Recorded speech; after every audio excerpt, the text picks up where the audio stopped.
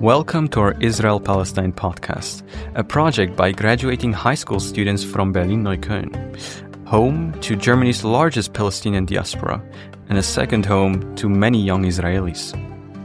Israel and Palestine are painfully present in our district and in our schools.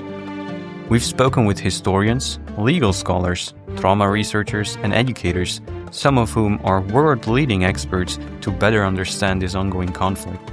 Our approach has been multi-perspectival. We don't aim to resolve controversies or contradictions, but to hear different perspectives. Human rights and international law are the foundation of responsible multi-perspectivism. Can we learn to listen and hold conflicting truths at the same time? Find your own answers, or better, questions. Are you ready for the discomfort of learning?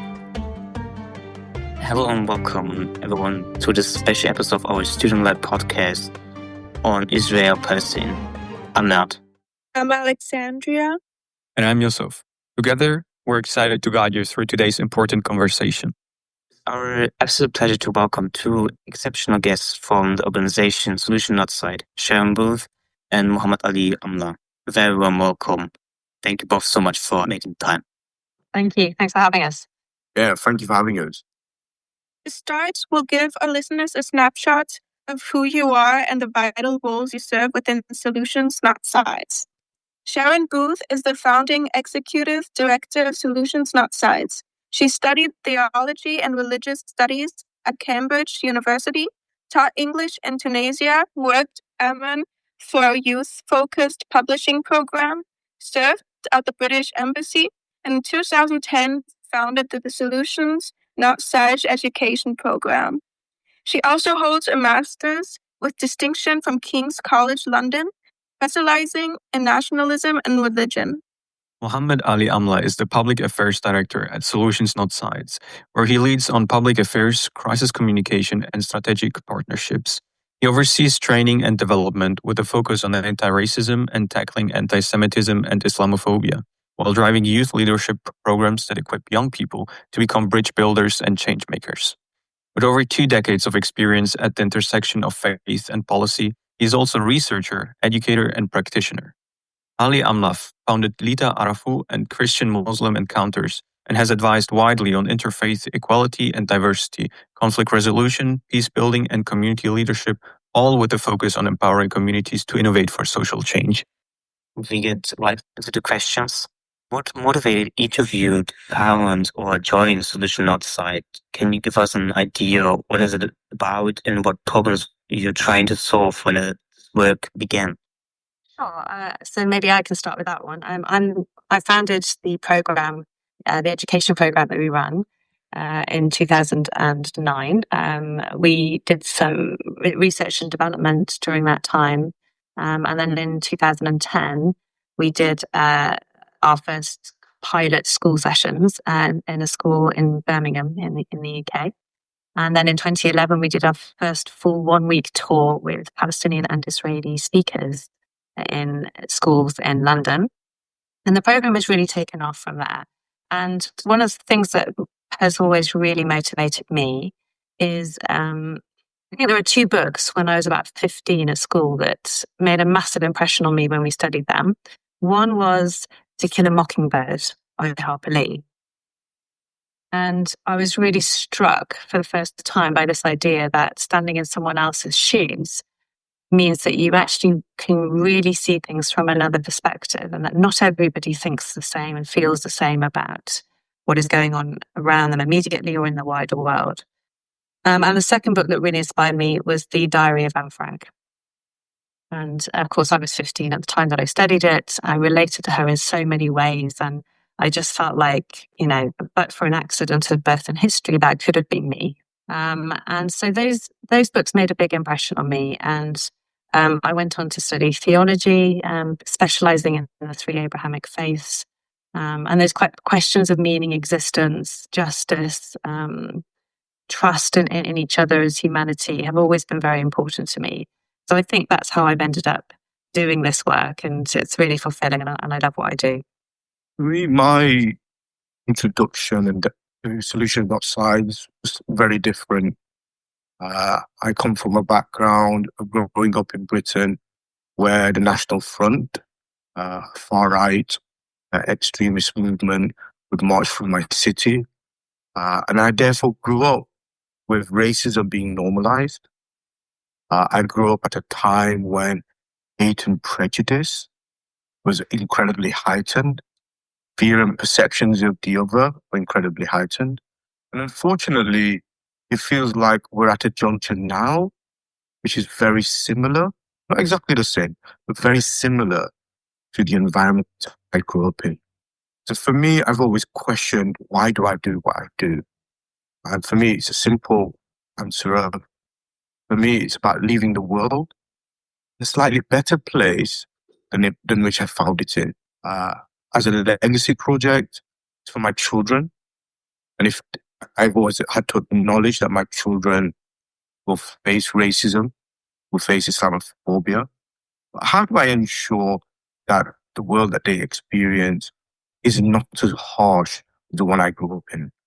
For me, this is as much about a legacy for my children as much as it is about changing the world that we see. And there's a saying of the Prophet Mohammed, sallallahu alaihi wasallam, if you see something, change it with your hands. If you can't change it with your hands, change it with your tongue. If you're unable to change it with your tongue, the least of faith is to change it with your heart, with your prayers. And when that saying is normally applied, the journey begins with the heart and the self. If you see an issue that you really want to change, pray on it, and change, the journey begins of change with yourself, with your heart. If you then, the next stage is to change it with your words. And then the next stage would be to change it through social action. And for me, it's embodying my faith as well as a social issue as well. So for me, it's about acknowledging that society is currently facing the highest levels of antisemitism and Islamophobia that it's ever seen. And that is directly related to Israel-Palestine.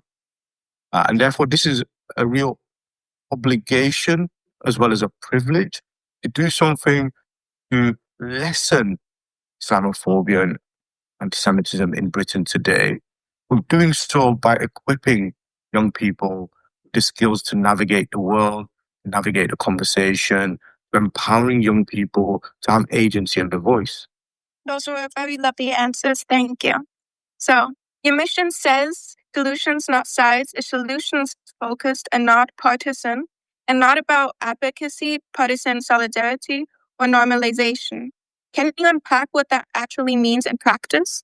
Okay, so we're an education program. So what that means is that we're not here to promote a political position or to have a political agenda that we're trying to persuade people towards.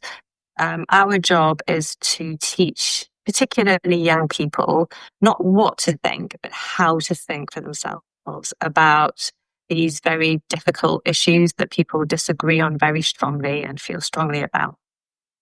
So advocacy, in the sense of Israel-Palestine, usually means kind of creating political support for one side or the other.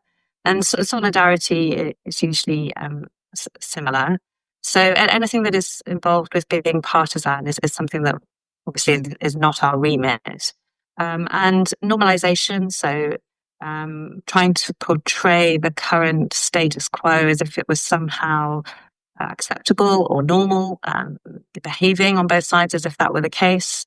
It is obviously very damaging because the current status quo is not in any way acceptable. It needs to change. And so we don't engage in that. So we are avoiding all of these particular kinds of approaches to the issue. The approach that we do take is one of conflict resolution education. So we use something called non-zero-sum conflict resolution in our program. It's the central pillar of our program. And essentially speaking, what that means is that we are suggesting to students to consider that if people push for a win-lose outcome, that means all of the land for Israel or all of the land for Palestine, for example, they will probably end up not at win-lose, but at lose-lose. And what that really means for the Palestinians and Israelis on the ground and internationally and others who are affected. The terrible pain, the terrible suffering, the loss, just the human devastation that we're seeing today. That is what pushing for a win-lose outcome will probably lead us to. It's worth considering what a win-win outcome could look like. Asking those questions together, seeking solutions together to resolve this for the human beings involved to have a better future. So that's how I would sum it up. Ali, do you want to add anything to that? Yeah, I think Sharon's kind of captured the essence of who we are and what we do and the terminology often used. I'm going to take the conversation in a slightly different direction while staying with the conversation around language. Often when certain terms are used, there is a particular intention of why those terminologies and words are used. And often what is heard is not often what is intended. And I think that's just really important to keep in mind when we start thinking about the language that's used in the discussion around Israel-Palestine. And particularly right now, when emotions are incredibly heightened, especially right now where many are feeling angry, many are feeling upset, many are feeling fearful because of what they're seeing in the region, but also what they're seeing in Britain right now as well. And therefore, binary thinking and the polarization that we're seeing in society today related to the cultural wars prevalent in our time is being fed and fueled by the issue of Israel-Palestine. And what does that mean for a multi-faith, multicultural British society? Also, a multi-faith, multicultural Europe. How can we be our authentic selves and still be able to navigate this conversation? How can we be our authentic selves and be able to have the uncomfortable conversations that will cause emotions to be heightened as well? As an organization, we're a very diverse organization in that we have colleagues who are Muslim, such as myself.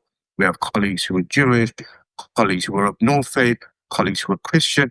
And we are a microcosm of what society is like as a multicultural society. And therefore, we've got to really practice our skills to be able to have that conversation. So often, the challenge is how we present ourselves. Often, there are demands upon us to use language that people would like us to see aside. But what does it mean to accept and work with young people and communities where they're at rather than where we want them to be? And particularly understanding the spectrum of viewpoints that exist across society and communities, and therefore allowing young people with the skills to be able to listen to viewpoints they may be uncomfortable with, but also express their viewpoints in a way that are not offensive, feeding hatred, prejudice, discrimination. And I think that's the real challenge of language and our work. And particularly now, I'll finish with the language of normalization. Often, normalization is used in two contexts, be that on an international relations level or be that on a local dialogue level. And therefore, terms need to be unpacked in order to navigate the conversation more effectively. And again, finally, as an education charity, we always emphasize that we're impartial, as is the legislative requirement in the UK for education. We would say we're impartial as opposed to neutral, because neutrality suggests as individuals, we don't have viewpoints or political leanings. However, impartiality means that we have to park our viewpoints in order to facilitate and engage critical thinking and learning. To ground our listeners, what are the Jewish, Muslim, Israeli, and Palestinian demographics in the UK, and how present are these communities in public life and in schools? Ali, you want to say that one first? Yeah.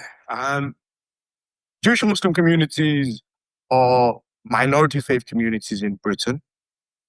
And again, there is also an intersectionality between faith and race that we also need to acknowledge within, or ethnicity within Jewish communities as well as Muslim communities. But two minority communities who are experiencing over 70% of current hate crimes in Britain. Whilst we may amount to less than 10% of British society, we are facing over 70% of hate crimes.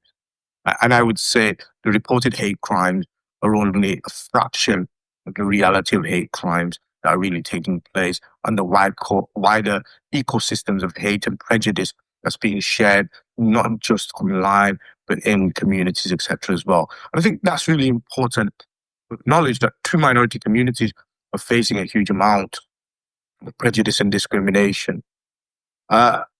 What we're seeing now is that the issue of Israel-Palestine is polarizing young people. It's questioning their identity in British society. It's causing young people to say, okay, actually, we don't feel as safe as we once did attending mainstream schools, and therefore it may be a better option to attend faith-based schools or schools where we might be a majority as opposed to a minority. And that's a response often rooted in fear. It's often a response where you've had negative experiences. I can speak about my own daughter's experiences of facing Islamophobia in the classroom, but also on her way to school from young people older than her, also from peers in the classroom, but even microaggressions like teachers being unable to pronounce names correctly. But again, I think that's really exacerbating the issue and the fear that we're currently experiencing, the anger, the upset, causing barriers to be raised. And that's really the critical challenge for schools. Now, schools have a responsibility, I would say, but they also have a challenge. And that challenge is, do they create the safe spaces for young people to be empowered to have the dialogue? Or do they choose, and many have chosen, to say, no, the conversation on Israel-Palestine, the education on Israel-Palestine is far too difficult, and therefore will shut down on the conversation. Young people are having this conversation regardless to if schools create those spaces or not. And we would argue that there is a real need to create more spaces, more effective spaces, have dialogue and learning about Israel-Palestine now than ever before. Yeah, and just to add a little bit specifically on Palestinians and Israelis in the UK, there are around 25,000 Israelis and around 60,000 Palestinians living here. Often, of course, there are misconceptions that these people must be supportive of whatever their political leaders or military leaders are doing in the Middle East. And there's general racism and prejudice towards these groups specifically. So Palestinians who will be accused of supporting terrorism, for example, just because they're Palestinian, they'll be treated with suspicion. Israelis, maybe refusal to serve. I've been with one of our Israeli speakers in a shop in the UK, where the shop owner has refused to serve them because they realise that they're Israeli. So I think on a wider scale, this really affects particularly Muslim and Jewish communities, as Adi was describing.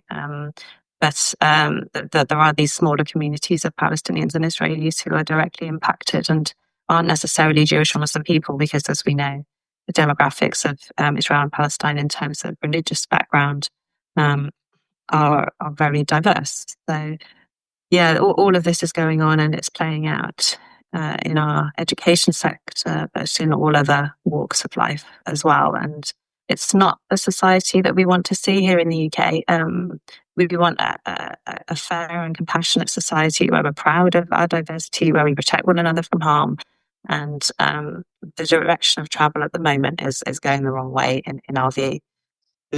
To What dynamics have you seen in large society more biased towards one side or mostly polarization? I would say that there's definitely been increased polarization.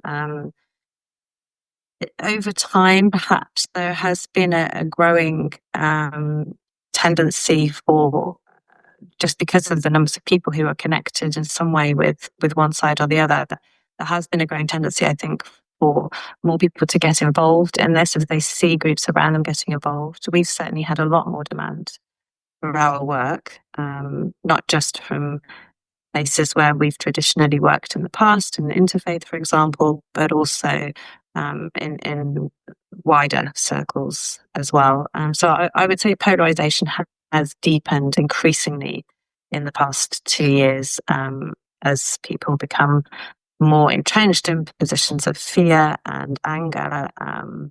And yeah, it's definitely become worse than it was prior to October 7th. Ali, anything to add? Yeah.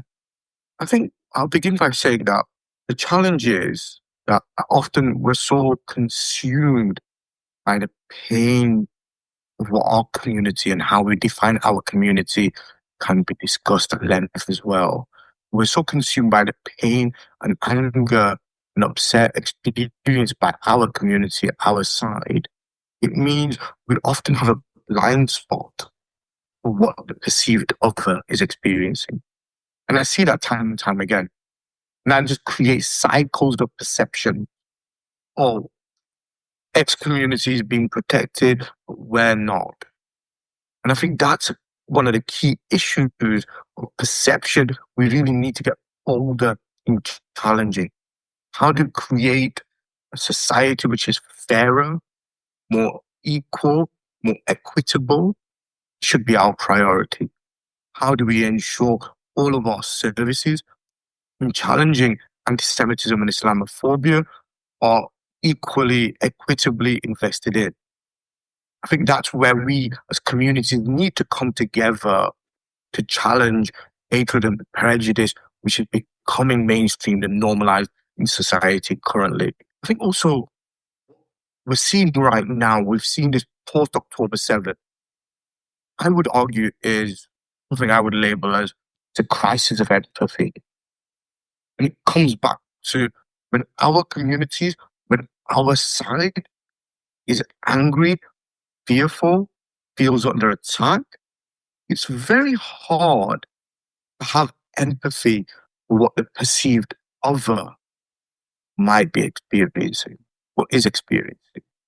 And the challenge is one of empathy. How do you create spaces where we can hear how we're all feeling without feeling judged? How do we create spaces where you can say, okay, this is where I'm really struggling with. How can we make society better? And this is what has led me to create a workshop titled Interfaith in Crisis. I would argue there's a lot of performative interfaith PR taking place currently, which is creating more issues than actually solving. But actually, how do we address the elephant in the interfaith room of Israel-Palestine? And that takes structures, that takes time and investment. It's not a single conversation that we can jump straight into.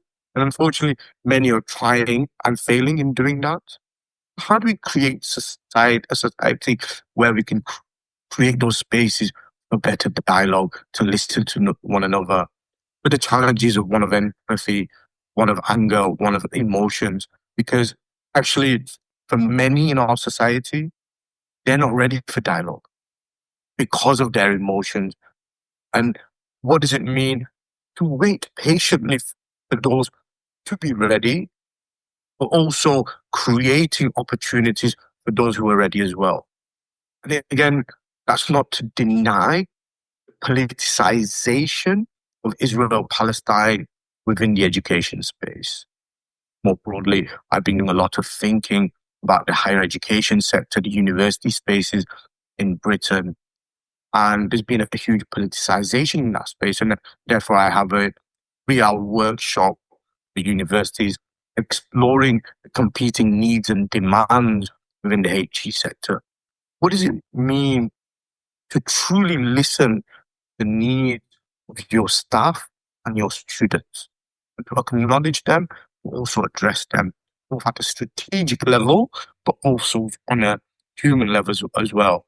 And this polarization and binary thinking isn't just simply affecting education, it's affecting the equality, diversity within institutions, within the public sector, within our businesses, etc. as well.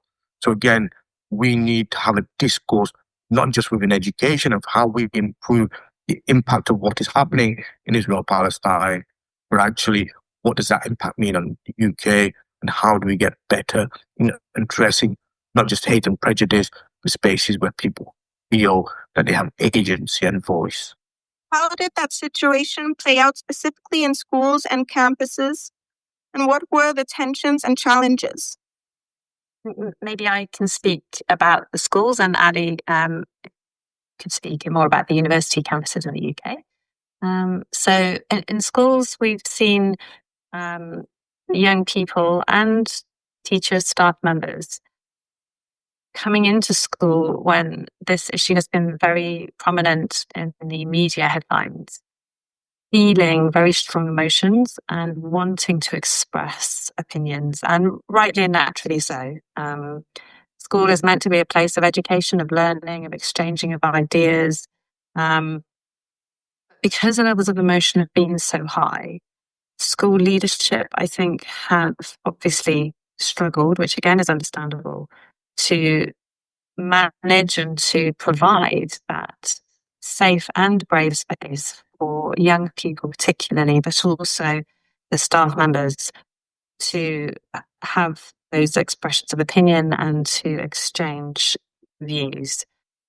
That's led to school leaders, head teachers, going one of two ways, either trying to shut the topic down completely and to say it's too sensitive, it's too difficult, we are going to literally ban this topic in school, we're not going to talk about it. That has backfired in most cases because it's not a natural situation for people to just keep a lid on all of these emotions and opinions that they want to express. It will come out in another way anyway. It usually does. And it leaves particularly strong feelings of hatred or anger to fester and to come out in different ways among various different community members within the school community.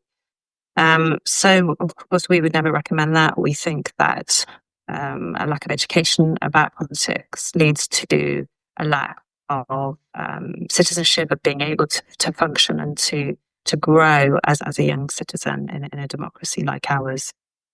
So the other option is that teachers do something about it. And some teachers have really tried hard to look for resources, run some kind of sessions. Some have done fairly well, others not so well. And I think there's a real fear amongst teachers, particularly, of tackling this topic because they are afraid of offending people. They are afraid of saying something which could get them into trouble, particularly with the government's impartiality guidelines on political topics that we have here in the UK in schools. If teachers transgress those guidelines and get it wrong in terms of impartiality, they are in effect doing something that's against the law, which they're obviously very, very worried about doing. So the whole situation becomes quite fraught, and that's where obviously we and organisations like ours come in, because we want to help. We want to try to bring the expertise that we have built up over the last 15 years, and most importantly, bring in the voices of the Israeli and Palestinian peace builders that we work with and bring into the classroom. We often say that not taking a political position or not taking a side in this issue does not mean not taking a stand. And we stand on values that all of our speakers sign up to, of equality for all, non-violence, and the rejection of hatred. So we bring those values in with our program, and that's, I think, is very reassuring for teachers because they feel that they're standing on a safe foundation. I think most people would say that these are good values to have. They're human values that put the human being first. So that's how it's playing out. Those are the tensions that are being created. And I think that's where organisations like ours come in. But university campuses, I think, are a little bit different. Did you want to talk about that? University campuses are incredibly different, particularly because of the age of the young people. And just also start by saying, generally, solutions outside, it doesn't work within the HE sector. We have seen in the last 2 years a really increasing demand for our work on universities space, and therefore we've treaded very carefully in advising in that space, delivering training in that space. But what we have seen, it also reflects the wider discourse in Britain on Israel-Palestine. There are competing needs and demands. And I'm currently writing a blog piece on what are these competing needs and demands, particularly in the HE sector, but that is a microcosm of wider society. There's a lot of outrage, there's a lot of anger, there's a lot of emotions, as I've mentioned already. But there's also a lot of young students and staff who feel being silenced or being vilified for taking a particular political position. And what does it mean for HE sectors for allowing young people and their staff freedom of speech, freedom of democracy, but ensuring our freedom of speech does not also allow freedom to hatred and doesn't spill over into feeding hatred, prejudice, and discrimination.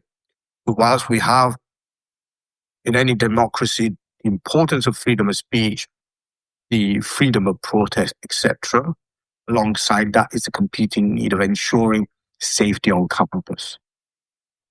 It's also important ensuring that all the staff and students feel that they belong on campus and in university, and therefore fosters a level of belonging and inclusion on campus. And I think that's a key challenge many universities will be entering into this year and will be facing significantly. What does it mean to create more cohesive campuses as well at a time where there's a huge level of polarization? And Israel-Palestine, particularly in the HE sector, is only one issue alongside many other cultural war issues that are feeding polarization and binary thinking.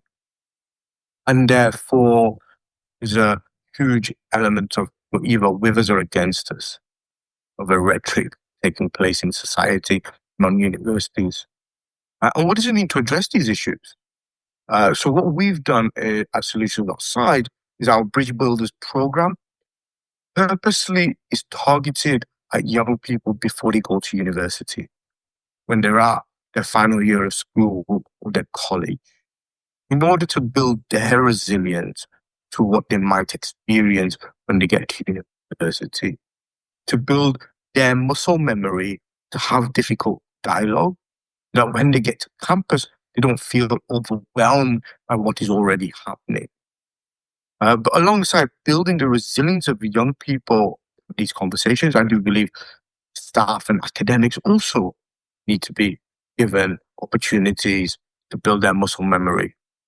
I think there are academic approaches that could be learned from conflict zones like Northern Ireland, in how we teach about Northern Ireland, in the dual narratives or the contested histories of Northern Ireland in the UK. Similarly, how do we teach Israel-Palestine academically within the parallel narratives, but also the contested histories and even the contemporary right now? But also, what does this mean for the HE sector in developing more effective policy and strategy? And I think that's an area that's often neglected because many in the HE space are quickly trying to respond complaints or accusations, etc. There's been a blind spot in thinking about actually how do we strategically navigate these issues? What does it mean to create better policy, anti-racist policy, a policy that acknowledges the challenge of antisemitism and Islamophobia on campus? And what does it mean to create not just the policy and the strategy, but action plans that sit underneath them? But also fundamentally, how do we also understand the impact of Israel-Palestine on the campus, on campuses right now? You've mentioned the need of bringing policies. To dive in further, when a school contacts you, what are the main reasons and what needs are they bringing? We mentioned about in the previous question about some of the things that teachers and communities are experiencing in schools, and I think that very much informs what they're bringing to us when they book a workshop. So when we have teachers booking, we do ask them as part of the booking form to state some of the reasons why they've booked us. And for many of them, it is because they are unsure about how to deal with this topic. They have that instinct that shutting it down would be a bad thing. They don't want to do that. They want to tackle it, but they just don't feel equipped to do so. So they literally just want to hand it to us. Obviously, work with us collaboratively, but they don't want to be doing it alone. So they bring situations of polarization sometimes between groups of students, or between students and teachers, or between groups of teachers. They also bring concern about attitudes of hatred that may be developing amongst students and within their wider school community towards either Jewish people or Muslim people or Israelis or Palestinians and so on. And there are some schools that perhaps didn't really have students who were interested in this topic at all before October 7th. But because it's been such a prominent part of our media headlines for 2 years now, we're getting a lot of schools contacting us where students are now asking lots of questions, saying, what is this? Why has this been going on for so long? Why is this always in my media feed? And so there are teachers who just want a basic education for their students on this, but again, want to make sure that they're falling within the government's impartiality guidelines. And then there are a few schools where it's actually on the curriculum. So it will be an examined subject, and they will be bringing in various different ways to educate their students on this topic so that they're ready for their exams. So there's various different needs, from social community needs within the school to academic needs. And we adapt, and we try to tailor and deliver something that is suitable for all of the schools that we work with in collaboration with the teachers. I can talk a little bit about the non-education space requests that we get in, particularly for better training and development. So what's been really interesting in the last few years is that we've had a level of teacher training that we've continued to deliver, because teachers feel they need to be better equipped in understanding antisemitism and Islamophobia in relation to Israel-Palestine, but also wider across different sectors, be that the arts sector, museums, culture, etc.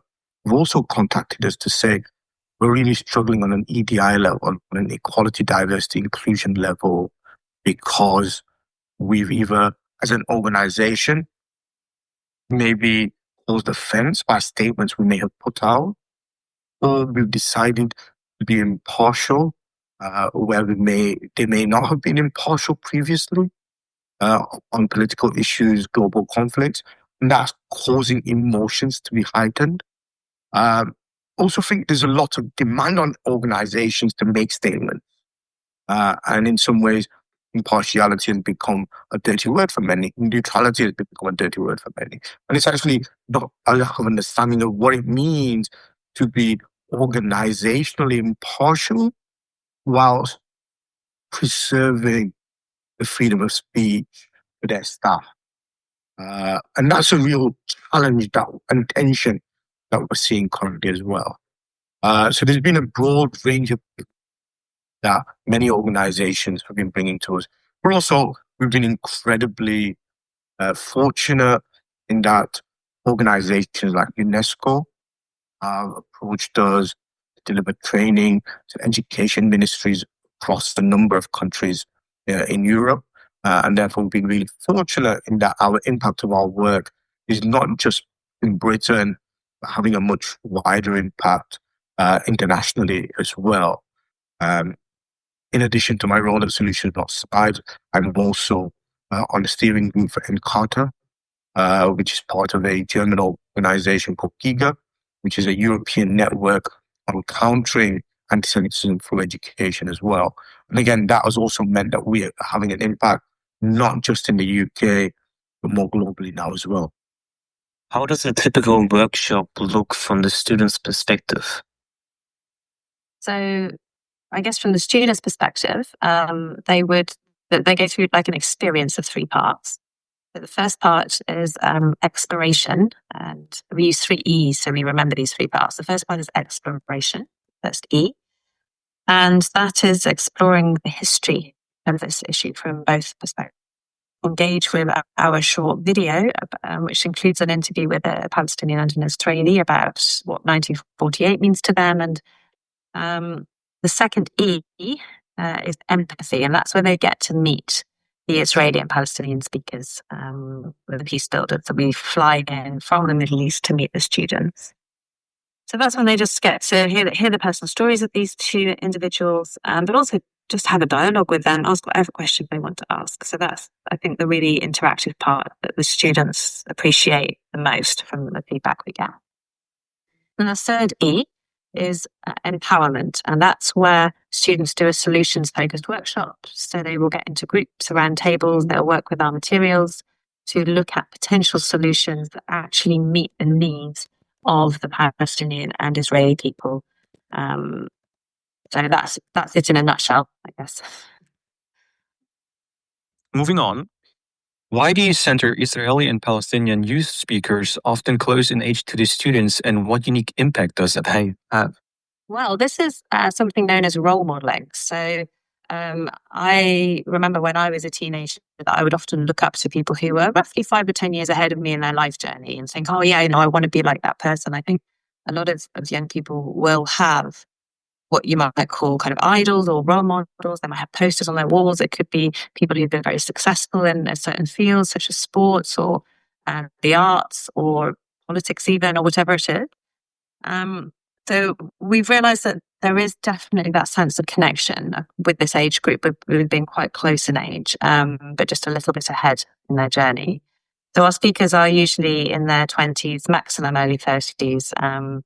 And so that's the reason that we do that. And we do see, for example, when the speakers are telling their personal stories, they won't just talk at the young people. They will often ask the students questions. So when you go through this experience, what do you have to do? What do you feel? And this is, okay, so when I was your age, I did this and I felt this. And so there's a lot of that kind of role modeling that goes on. And I think because our speakers have all made the decision to be active citizens, they are out there like going to demonstrations and doing, writing petitions and doing podcasts like you're doing, because they're active, they're really good role models for getting out there and making a difference in the world. How do you practically weave empathy, social emotional learning, and critical thinking into the workshop? And how does that change the way students are approaching history and politics? The key empathy point is being able to meet with these 2 people from the Middle East who are actually living through these events and how it personally impacts them. So that's something quite unique, because normally students will find out and learn about this issue from social media. They will get some personal stories that way, of course. But very often it's very short snippets. Social media, the attention span is very short. And this is a really meaningful, in-depth, personal encounter between people, which we often lack these days. So I think that's the main way in which we bring empathy in. And so, like I said, it's an exchange. The young people in the sessions will often talk about their own experiences and there'll be that exchange of how we cope with difficult situations, with grief and with loss and with anger and all of the things that are involved in being human in these situations. Social and emotional learning, we use actual key teachings that have been developed by experts over the years, by academics. So we use active listening, we use nonviolent communication, and all of these techniques, I think, are tools that students may be encountering for the first time in our sessions, but they can go ahead in life and use them in all kinds of different settings, personal and public settings. They're great tools. Probably the biggest tool we use is the iceberg. So we use an iceberg to represent the difference between positions on the surface, which is all that you can see above the water, and then all the reasons why people hold those positions under the water, the large part of the iceberg, all the needs, all the fears, all the beliefs, all the assumptions, everything that's going on under the water. So we use an iceberg to explore those reasons why, not to excuse those things or to justify those things, but to understand them so that dialogue can then more effectively take place.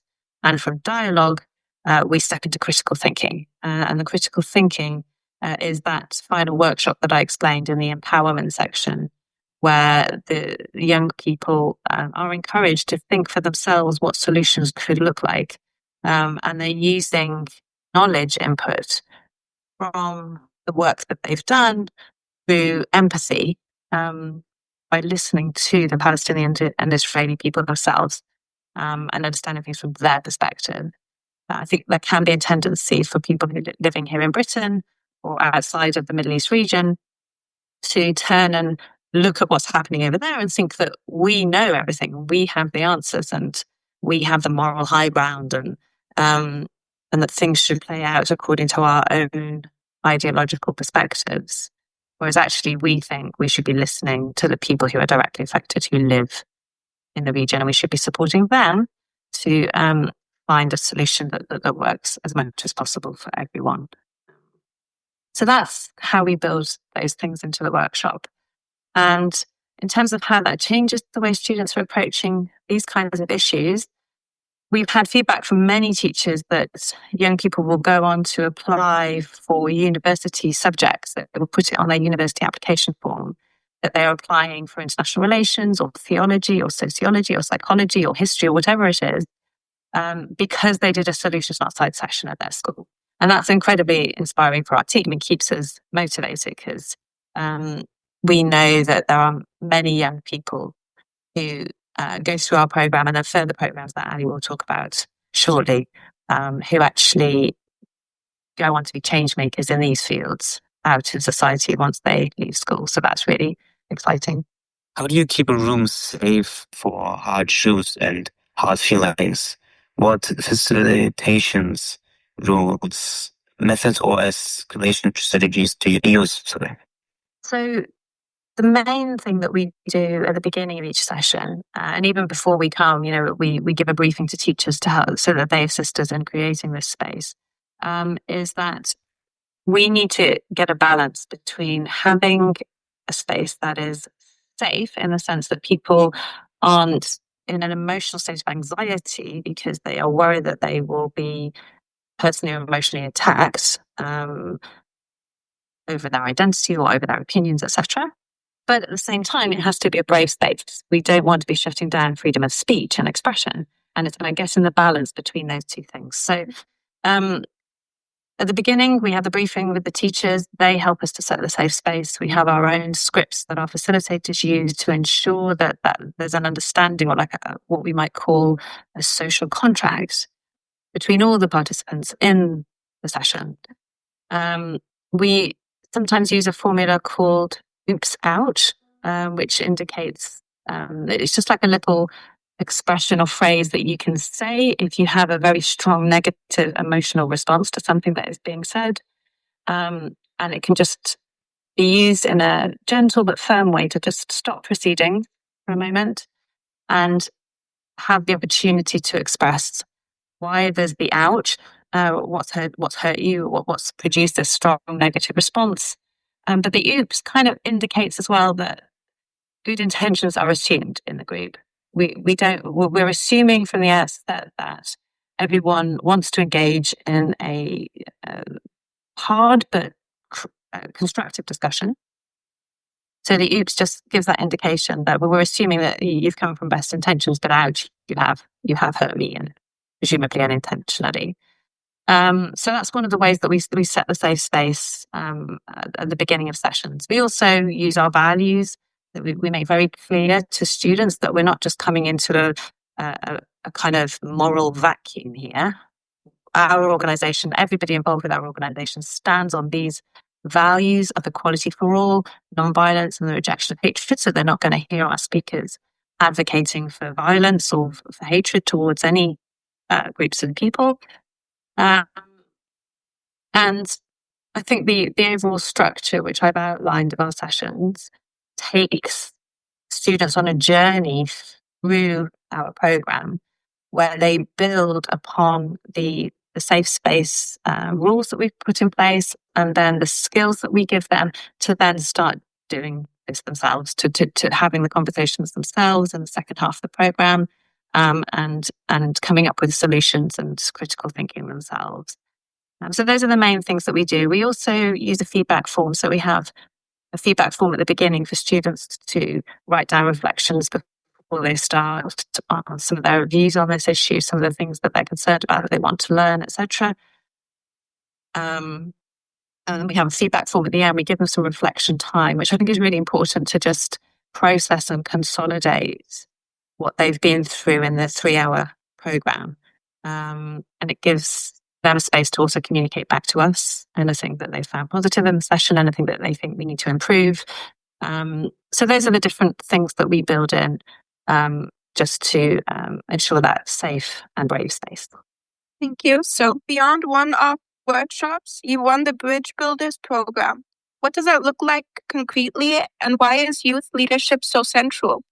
So for me, it's about how do we engage with young people and work with young people at different junctures in their lives, that they continue learning about Israel-Palestine, but also continue to develop their muscle memory in order to have difficult dialogue. For me, a single workshop can be very impactful, but longer programs really ingrain the skills. What we're doing is we're equipping young people with the skills to be able to navigate the conversation with Israel-Palestine. We're not telling young people what to think or feel. And I think that's really important knowledge at the beginning. And we accept young people from wherever they are at in their journey, whatever positions they hold, without judgment. So we spend, and this links back to your last question about creating a safe space. Creating a safe space for 5 days is slightly different to creating a safe space for 3 hours. Because it's a lot more likely that the longer people spend together, the more likely it will be that somebody will say something, do something that will cause discomfort or cross the line. And therefore, we spend a huge amount of time creating a safe space for difficult dialogue. But often what I also do is say, we're going to have difficult dialogue. We're also going to have uncomfortable dialogue. An uncomfortable dialogue shouldn't be weighted to be unsafe. We're already laying that foundation. Also, what we do, because this is a much longer program, is we give time to create learning, shared learning agreement, call it rules, etc. And that allows young people to be invested into that space. What we also do is spend a huge amount of time really laying the foundation for the common ground, creating opportunities. So some young people, and you see this in communities as well, they want to jump straight into the difficult conversation rather than building and laying the foundation really required to having respectful, difficult dialogue, and being better at having that difficult dialogue. So we spend that time really introducing different models from some of our partner organizations. So we have somebody from the Feast who come in and deliver their guidelines for dialogue as well. And therefore gives us multiple tools in how to navigate this conversation. But we emphasize an exploration of faith and identity. We also center the voices of our Palestinian and Israeli peace builders from the region as part of that program. And again, that also creates a conduit of a more effective, difficult dialogue as well. We spend a lot of time building religious literacy. Is one of the things that we find time and time again is that actually young people are coming in talking about Israel, Palestine, often making presumptions or not having the religious literacy also required as well. Also, we would counter the narrative that the Israeli-Palestinian conflict is a religious conflict. It's a socio-political conflict. But again, the intersection of religion into that conflict plays an important part. And how do we understand that more effectively? But also, what does that mean for Britain in understanding faith and society in Britain as well? We have visits to Cambridge Central Mosque. We visit synagogue. We have visits to various churches in Cambridge as well. Again, we're improving religious literacy. We do a lot of skills development around communication and negotiation skills. We have a number of sessions on interfaith skills as well. How do we better understand interfaith? And what does it mean to build bridges of understanding? We also explore and spend a lot of time looking at what does Israel-Palestine mean for the Abrahamic faiths.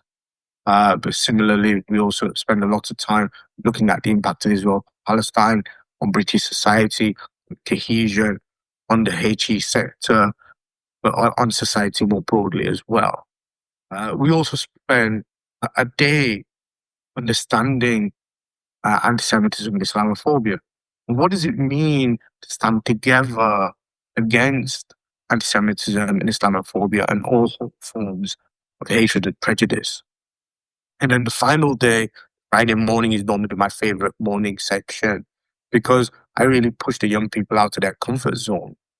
And it's an opportunity to bring all of the learning we've had for the whole week to explore what can they do as young people, build bridges in their schools, colleges, when they get to university. What does it mean to create processes for dialogue as opposed to singular events? And how do we become more effective in building bridges? So what I do is I get every young person, and there's no opt-out clause, to do a 1-minute elevator pitch, which we film. That really then pushes the young people out of their comfort zone more. But it also empowers them with a voice. And that I often find is a really powerful and impactful part of our program. And then after the program, our young people write blogs that you can find on our website. And they are incredibly moving. And sometimes the voice of our young people and participants is the most powerful thing we achieve throughout that week. You also created the Olive Branch Award. What is it? How does a school earn it? And why did you decide to create such a long-term framework? Sharon, I'll let you answer that one. Sure. So the Olive Branch Award is a way for schools to engage on a more long-term and in-depth basis with solutions, not sides. So just to set the scene as to how this came about, back in 2021, there was a war between Hamas and Israel. And we noticed during that period that schools that had been working with us for several years, on the morning that news broke and hit our media headlines, teachers and schools where we had been working for several years were able to stand up on that morning and provide a brave and safe space for their students as they came into school feeling very passionate about this issue. They were able to brief other members of staff in the school to prepare them. And on the whole, those schools handled that situation for their young people's education and development very well. to the point where in one place, actually one teacher had done a briefing for the other teachers in the school on that morning before the students came in. And a secondary school down the road, who we'd never worked with, heard that this teacher had done this briefing for the staff, asked him to come down the road and do a briefing for their teachers. So we realised that we are investing not just in individual students, although we are doing that, but we are also investing in the school as an institution. And the unit of transformation is the whole school community, not just these individual students. So that's why we developed the Olive Branch Award. And the way that it works is that schools can get leaves on their branch for the different activities that they do with SNS, and they can build up a holistic approach to this topic. So this would include, of course, having our youth education program, the 3 sessions, the 3 E's that I described.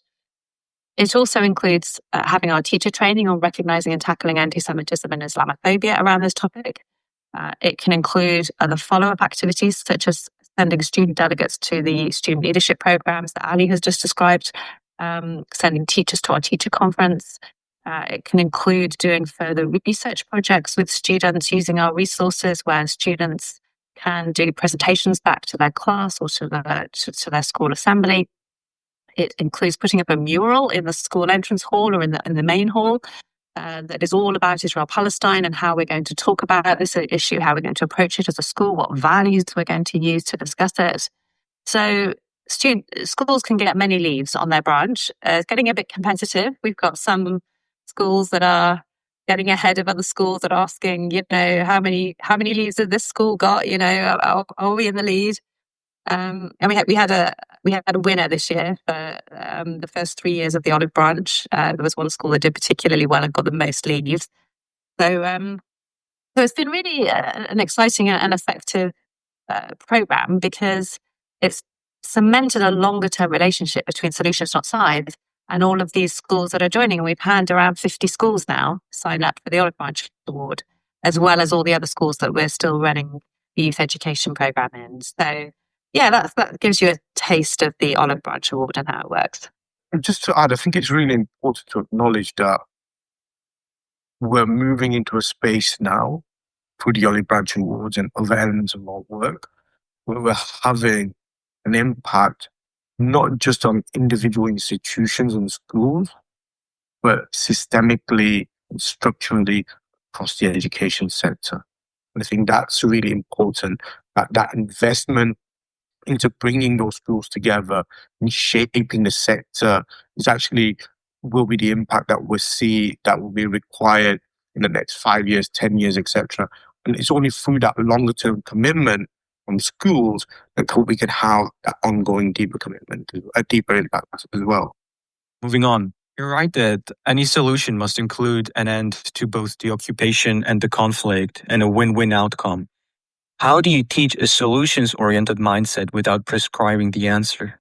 I think that's a really important question, and I will get Sharon to answer this as well. As I mentioned earlier, it's about giving young people or empowering young people with the critical thinking skills and the tools to think about solutions, as opposed to telling them what to think. So, as the UK legislation requires of impartiality, we don't go into schools advocating for a specific solution. What we do is we introduce the needs of Israelis and Palestinians in order to better understand what are the key issues that need to be resolved in order for a solution to be viable and possible. And then we use that as a basis to look at Palestinian and Israeli needs.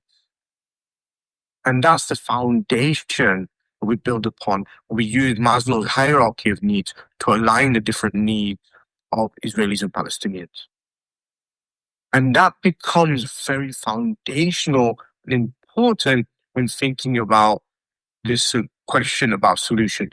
Because the discourse in Britain and in wider Europe often centers around advocating for a one-state solution or advocating for a two-state solution. So what we do is we don't advocate for a solution. We get young people to think about if a one-state solution was to happen, what of the needs would be met? And what would happen to the other needs that were unmet? Similarly, for a two-state solution, if a two-state solution was to happen, what are the needs of Palestinians and Israelis that would be met? And what would be unmet? When we use this as a way to start introducing of a language of solutions that are being considered for the region, either two states, one homeland, a land for all, confederacy models, etc., etc. And that just allows that critical thinking. We do also provide, and if there's time, a blank map and the needs and say, okay, if you were to create a viable solution, can you create something that would be more effective and that meets Palestinian and Israeli needs? And what would that solution look like? So we are putting the onus back on to the young people to think critically about the solutions rather than coming into education spaces and saying, this is the solution and this is what you should be advocating for. And Sharon, did you want to add anything with regards to what I said as well? No, I think you summed it up brilliantly. All right, moving on. You also receive pushback from students, parents, staff, or activists, and how do you support your speakers and facilitators under pressure? Yes, we do. We receive pushback from occasionally from students, more often from parents and staff, and also from politically active groups, I would say. And these are on both ends of the spectrum, whether they're coming from the more pro-Israeli end or the more pro-Palestinian end. We do get pushback. The way that we handle it is to approach it with empathy, as always is our way. We are keen to meet with people, to have transparency around what we're doing, to engage communities in actually inputting into our curriculum and into our programs. And of course, we've had over 100 Palestinians and Israelis as speakers in our programs, and we take all their input and engage them as well. So it's very much an approach that is inclusive and that brings in as many diverse opinions and expressions as possible. And we have to be resilient from within as well. I'll let Ali talk a little bit more about some of his personal experience. I've had some personal experience of, particularly online, being accused of various different things, mainly of having some kind of agenda. So the way that we do that internally is we have a therapist who volunteers with our team. He runs a session for us once a month. It's not a therapy session exactly. It's more of a team check-in where we just it's a space for us to talk about how we're feeling, how we're coping with some of these things, what support we might need. And we also have a counselling kind of program that staff can confidentially sign up to if they need it or individually. And we're just a really supportive and loving team. Like we get behind each other. We see how each other are doing. We have a retreat every year, which helps us also to connect.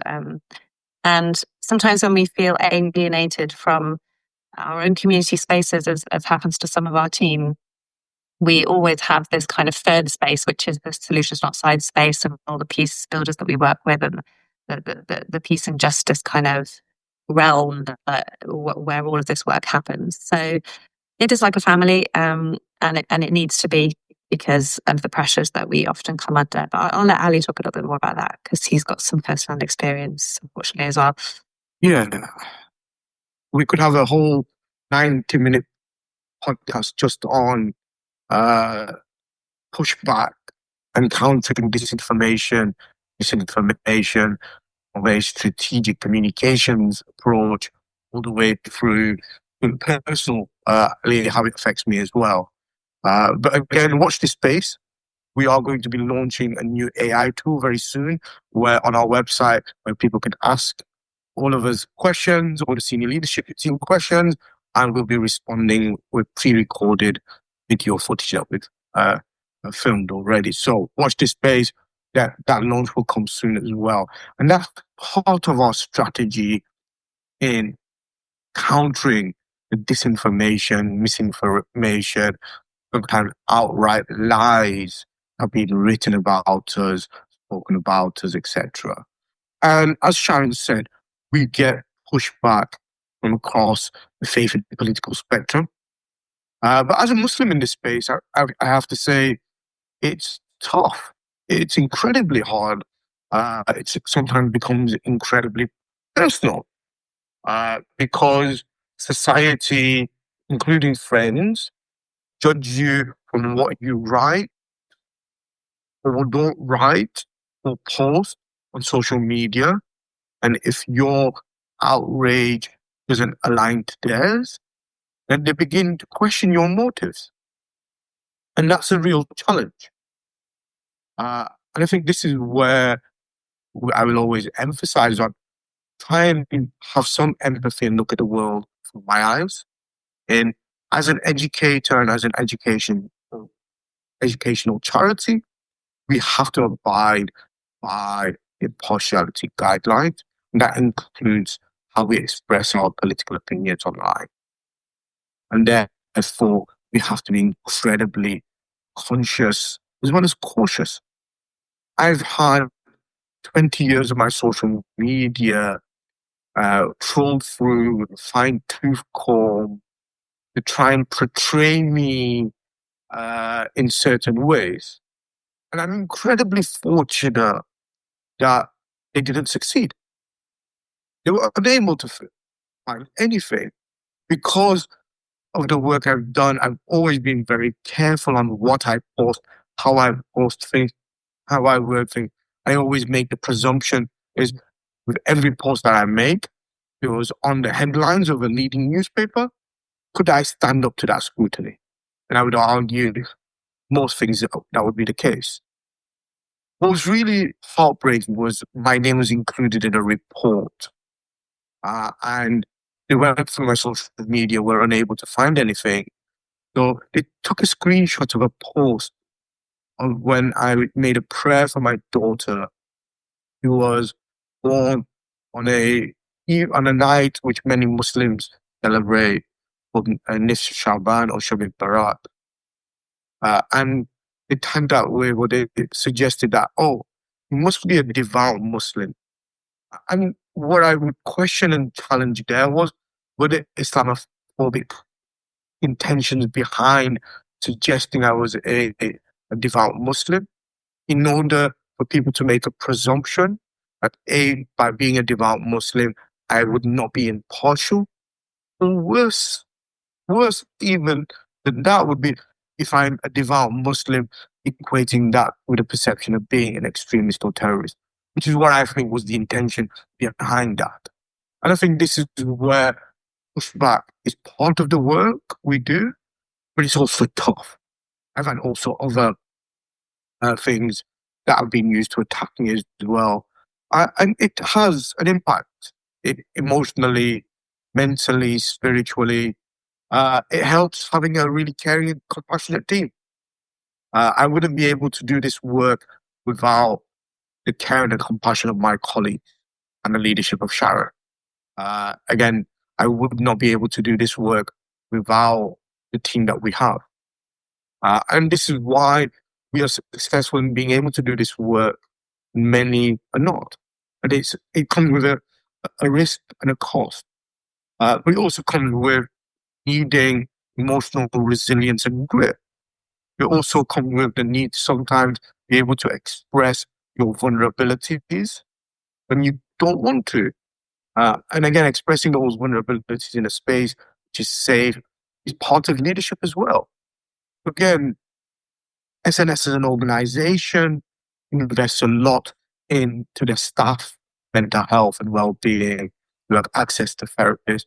We have our monthly check-in that Sharon's already mentioned. But we are, more importantly, a caring team. We support one another through a lot of what we face, some of which has not been nice. Could you tell us in short what your dream for Solutions Not Sides is in 5 years, whether in scale, alumni leadership, or policy impact? So I'd love SNS to reach at least another 50,000 young people, and for those young people to be going out into society to bring these tools, skills, empathy, and bring those things to all kinds of conflict situations and really be practitioners and examples of how we manage and thrive as diverse societies with different opinions, different backgrounds, but live together. And that's what I would love to see. So at least 50,000 young people, but I would also like to try for the organisation as a whole to try to serve even more as a thought leader in this space for how we bring all these different skills and practices together and use them in a coherent way. And so we're going to be launching something called the Peace Model in 2026, which attempts to do exactly that, to bring together 15 years of practitioner experience with decades and decades of academic research and experience, to bring those things together into a coherent model that people can apply quite easily and effectively to all kinds of conflict situations that they have. We don't want to get rid of conflict. We don't want to achieve world peace. We want to learn how we deal with conflict on a day-to-day basis and to see it as a process that we should never give up on or never think that we've reached and we can just tick it off and we don't have to do it anymore. We really want to embed that as conflict resolution is something that we need to work at every day. And conflict is healthy and it is how we deal with it that counts. So yeah, that's my dream for us as an organisation and the impact that we make. Ali, do you want to talk a bit more about the young people and everything? Yeah, I think I'll start by saying what we achieve currently, we have a very small team. We're only a team of 8. So what I would love to see in the next year, we go from a team of 8 to become a team of 16 or 20 and growing not just physical team resource, actually how we operate across society. And that aligns for me in some of the work I've been leading on with our youth leadership program, our student leadership program. Currently, we only have the Bridge Builders program that's available. And we've been running that for 4 years. We've created a model that works and we can demonstrate it works really well. We piloted one-day leadership programs. And I think we're now ready to launch that more widely so that we can do more one-day leadership conferences for young people. We've piloted a Model UN program, which I would love to secure some resources to deliver that more consistently each year. We've secured some funding to deliver a design, pilot a future diplomats program. But I've got a growing vision of what I feel is required for youth leadership in empowering young people with agency at different junctures in their life.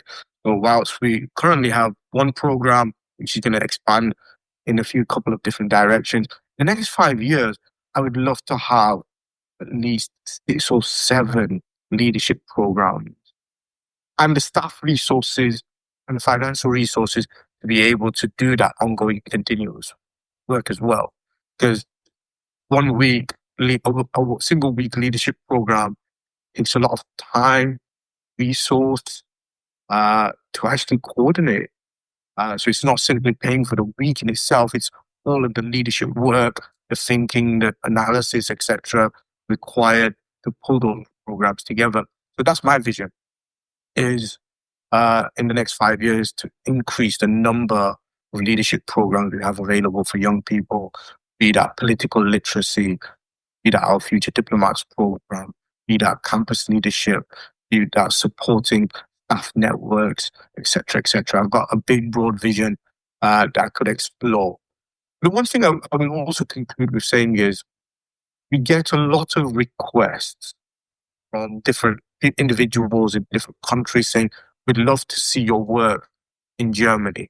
We'd love to see your work in Spain. We'd love to see your work in Canada, Australia, just to name a few countries, individuals from different countries who have approached us. What I'd like to conclude with by saying is, Sharon mentioned the peace model, in that we've now created thought leadership. We are also the specialists in understanding the British context. And therefore, what our partnership is required for the future is, if you want to create a similar model to what SNS does in your context, you are best in understanding your national context. And I think that's really required in order to do some of the work that we do. I don't believe our work can just be transplanted from the UK into different global contexts. It doesn't meet the needs of that context. I think that's the translation that's required. So I'm really excited what Sharon's doing. We're doing together with the peace model and trying to expand the impact of our work globally. I'll be really excited to see what countries will be the ones that will really take on the mantle, create solutions relevant for themselves and their context. Last but not least, as a closing segment, if you could give one skill to every teenager before they enter a conversation on Israel-Palestine, what will it be and how can teachers nurture that skill next week? I'm a little bit of a rebel, and therefore I'm not going to give you one skill. I'll give you a couple. I can never answer with one. I would say empathy alongside critical thinking. And then the third is articulating their thoughts in a way that doesn't fuel hatred or prejudice. I would say they're the three things that I would say were on my wish list for young people to have a conversation on Israel-Palestine. Yeah, and I think I would tag a couple, I'd agree with Ali obviously, but tag a couple onto the beginning just before that. And that is before stepping into all of that would be self-awareness and your breath. So I do a lot of yoga, meditation and so on, and actually taking that time to connect with who you are, what motivates you, understand yourself before you then try to step in and understand others, and have that connection to the breath so that there's always an element of control there, of emotion and so on. I think that's the prep work that needs to happen. And then all of those skills, I think, that Ali's outlined, you need to then follow. Yeah, definitely. So you didn't get just one there. You got them all.